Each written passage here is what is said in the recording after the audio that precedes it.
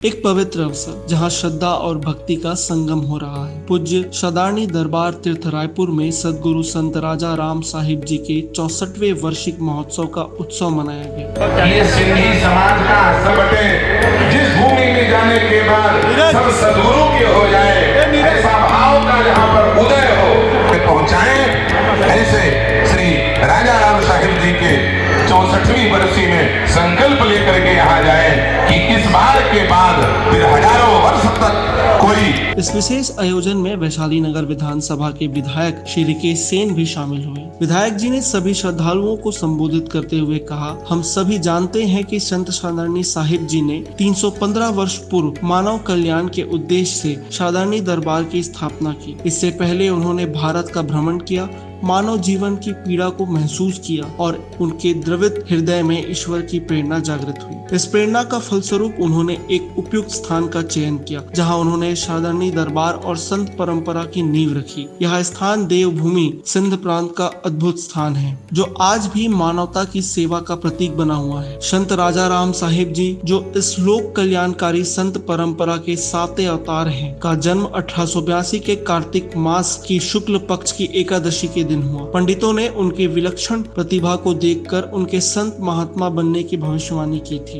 इस महोत्सव में हमें उन महान आत्माओं के शिक्षाओं को याद करने का अवसर मिला है, जिन्होंने अपने जीवन को मानवता के कल्याण के लिए समर्पित किया। विधायक श्री रिकेश सेन ने कहा, यह महोत्सव हमें बताता है कि हमें अपने भीतर के करुणा और सेवा की भावना को जगाना चाहिए। आज हम सभी यहाँ एकत्रित हुए हैं ताकि हम संत सदारनी साहिब जी और संत राजा राम साहिब जी के दिखाए मार्ग पर चल सकें। रूप में आगे बढ़ना है।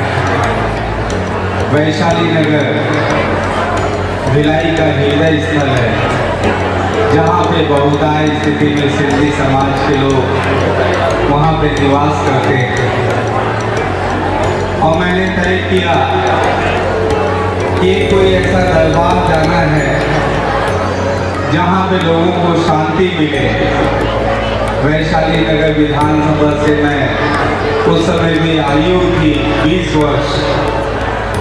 मैं 20 वर्ष की आयु में 25 बसों में सिर्फ सिंधी समाज के ही नहीं बल्कि वैशाली नगर विधानसभा से अलग अलग समाज के लोगों को, अलग अलग भाषा और अलग अलग धर्म के लोगों के दर्शन के लिए आए। लेकिन मैं बाहर खड़ा रहा क्योंकि मुझे व्यवस्था में खड़े रहना था।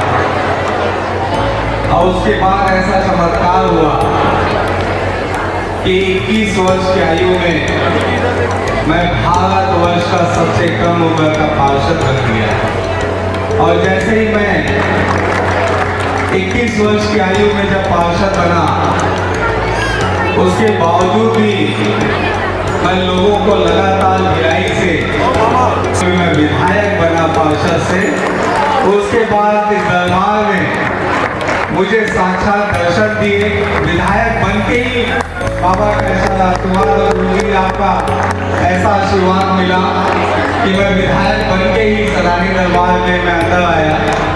डॉक्टर अमन सिंह जी पूर्व के मुझे बताइए कि मैं लोगों को इतने बड़े तादाद पे लेकर जाता हूँ, लोगों को दर्शन कराता हूँ सदारनी दरबार में, गुरु जी के दर्शन कराता हूँ, यहाँ पे मत्था टेकवाता हूँ, लेकिन मैं खुद दर्शन नहीं कर पाता। उन्होंने कहा कि रिकेश, बहुत बड़ी ताकत है इस सदारनी दरबार में। मुझे गुरु जी ने कहा था कि तुम एक दिन मुख्यमंत्री बनोगे, और मैं एक बार नहीं 3 बार मुख्यमंत्री बना। ऐसी ताकत है सदारनी दरबार में। सचमुच जब मैं चुनाव जीता, उसके बाद मैं पार्षद से जब विधायक बना, लोग यहाँ पे 1000 मतों से चुनाव जीतते हैं, 5000 से जीतते हैं, 10,000 से जीतते हैं।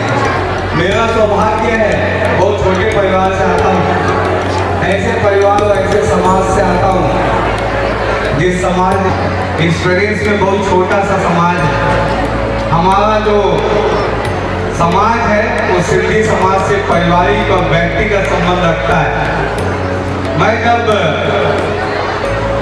चुनाव जीता तो मैं 5,000, 10,000, 1,000 या 20,000 से चुनाव नहीं जीता, मैं पूरे 40,000 मतों से चुनाव जीता।